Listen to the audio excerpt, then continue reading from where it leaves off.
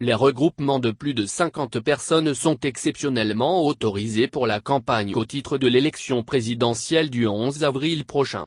C'est l'une des décisions issues du Conseil des ministres du mercredi 3 mars 2021.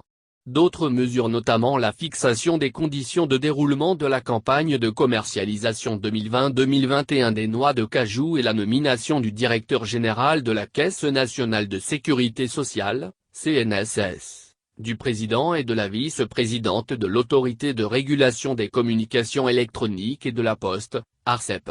Pour sa part, Olga Leoni Perpetua Bowiwinato a été démise de ses fonctions de directrice générale de l'Agence nationale des soins de santé primaire ci-dessous, le compte rendu. Compte rendu du Conseil des ministres. Le Conseil des ministres s'est réuni ce mercredi 3 mars 2021, sous la présidence de M. Patrice Talon, président de la République, chef de l'État, chef du gouvernement. Les décisions ci-après ont été prises. Mesures normatives. Fixation des conditions de déroulement de la campagne de commercialisation 2020-2021 des noix de cajou. La dite campagne est prévue pour se dérouler du 11 mars au 31 octobre 2021 sur la base d'un prix plancher d'achat des noix de cajou aux producteurs, dont le montant est de 300 FCFA/kg. Les ministres qui en ont la charge sont instruits à l'effet de veiller à son bon déroulement, et d'éviter les sorties frauduleuses de noix du territoire national. Ils s'assureront par ailleurs du respect des opérations post-récolte aux fins de préserver la qualité des produits. Au titre des autres mesures normatives, le Conseil a adopté les décrets relatifs à la modification du décret portant création, attribution, organisation et fonctionnement du Fonds national de développement agricole et la nomination des membres de son conseil d'administration. Communication. Réaménagement des mesures préventives de lutte contre la Covid-19 dans le cadre du déroulement de la campagne pour l'élection présidentielle d'avril 2021.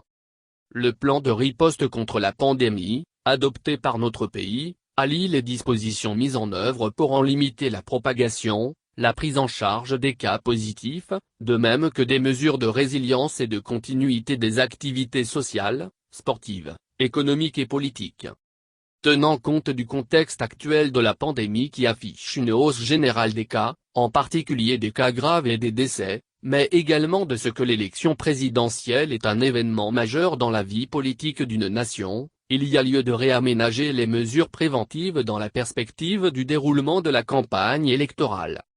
En effet, pour ce scrutin, la circonscription électorale et le territoire national et les candidats doivent, à l'évidence, s'employer à convaincre les électeurs dans tous les départements et communes. À cet effet, les regroupements de plus de 50 personnes sont exceptionnellement autorisés, dans le strict respect des gestes barrières.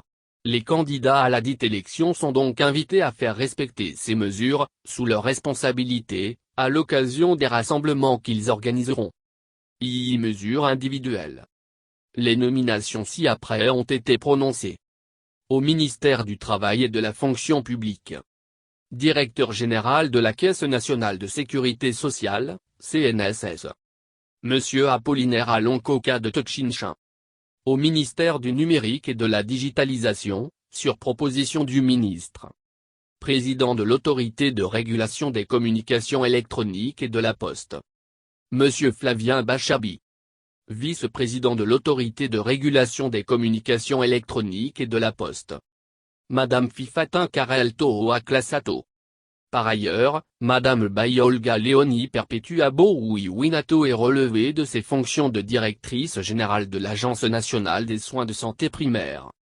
Fait à Cotonou, le 3 mars 2021. Le secrétaire général du gouvernement.